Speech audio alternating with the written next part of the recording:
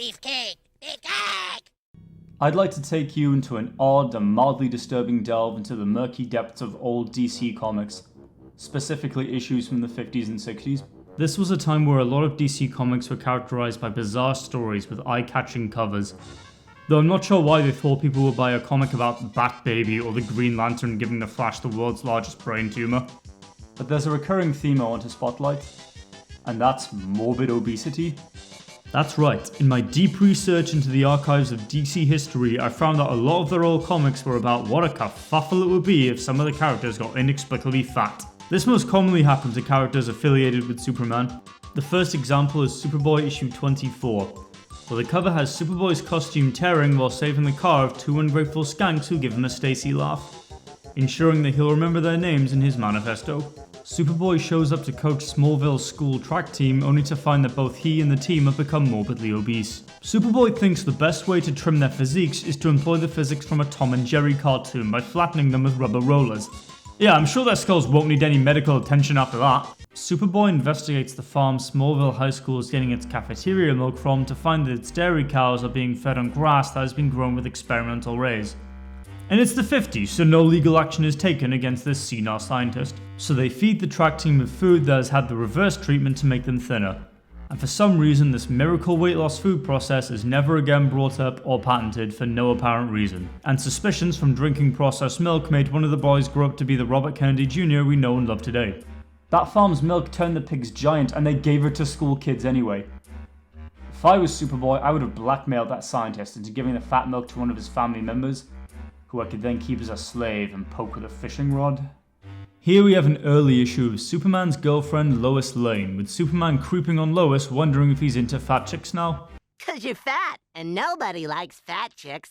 Whee! Dude, I like fat chicks. It's a living. I like the first page of the story where a man with superhuman strength tells a fat Lois that she's too heavy to carry just to be a dick. Lois interviews a scientist who has made a growth ray alone with no safety precautions, and lo and behold, she gets struck by the ray. The next morning, she wakes up weighing 200 pounds, and being 1958, that makes her the fattest woman in Metropolis. These days, you just have to hop on a dating app for more than 4 seconds to find someone who would make her look like an aerobics instructor by comparison. Not to worry though, Lois's neighbour lends her a dress she bought at the Fat Girl Shop. I like how that part is in bold, like her neighbour said that with emphasis to add insult to injury. I'm sorry. I'm never going to forget never to call you that. Here, I'm making a note of it right now. See? There, done. In a stroke of bad luck, Lois almost gets unnoticed by a murderer whose crime she was a witness to, but he notices her by a funhouse mirror reflection. Superman steps in to apprehend the killer and reveals why Lois got so fat. It turns out the growth ray being turned on Lois was orchestrated by Superman to make her unrecognizable. You'd think he'd come up with a less convoluted way to keep Lois safe from the killer, but I guess when you're as powerful as Superman, you get creative in how to amuse yourself. Props to Superman. If I had his powers, I would mess with people in much more hilariously cruel ways.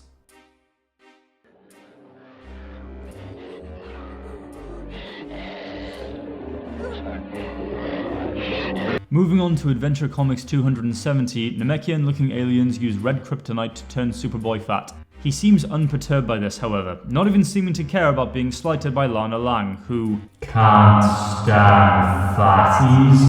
And instead of telling his close friends not to go to Smallville High School tomorrow, he resolves his predicament and everything is back to normal by the end.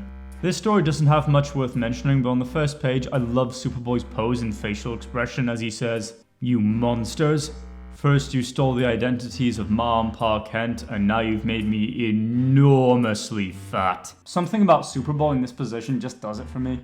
I wash myself with a rag on a stick. Going back to stories about Superman's friends getting fat, the cover of Superman's pal Jimmy Olsen issue 49 has a 300-pound Jimmy Olsen whining that he doesn't want to be this fat, even if it means getting 300 pounds of jewels. Is Jimmy simple? I double my weight for 300 pounds of jewels. I could just hire a personal trainer then with a fraction of the money I would have.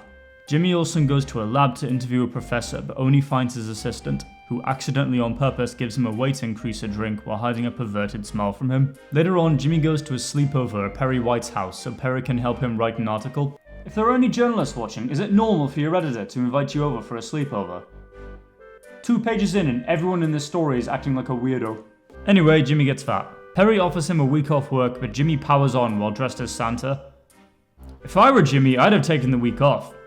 It could be like that episode of The Simpsons where Homer gets so fat that he can't work and wears a dress. By the end, we learn that Jimmy getting fat was part of a plot by jewel smugglers, though Superman puts a stop to it. But what of young Jimmy? I'm gonna show you what you've all been asking for. Here.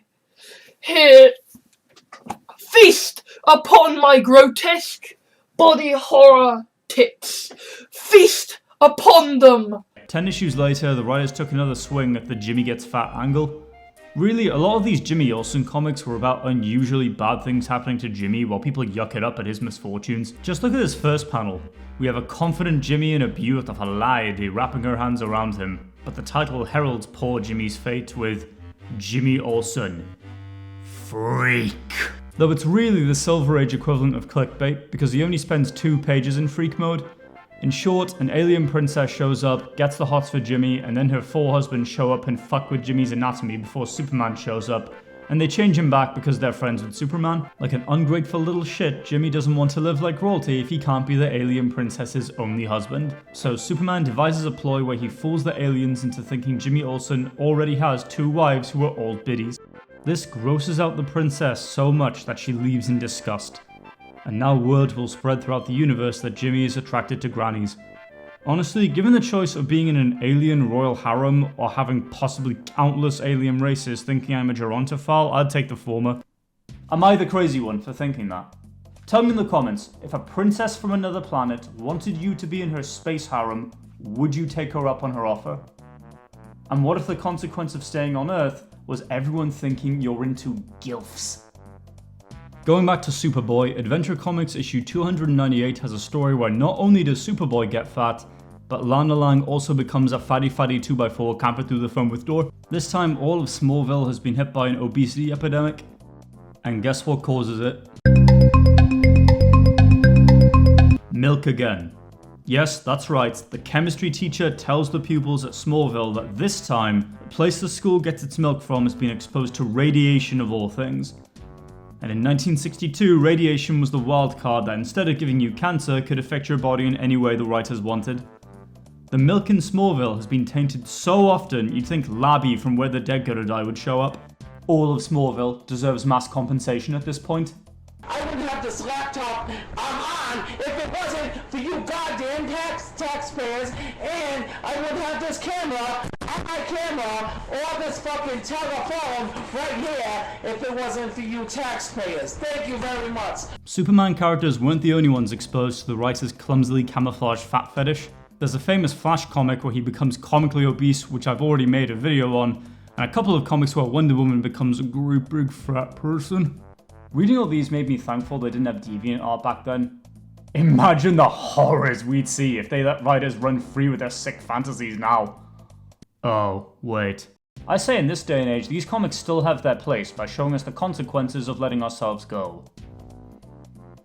What if I want to be like my heroes in every way?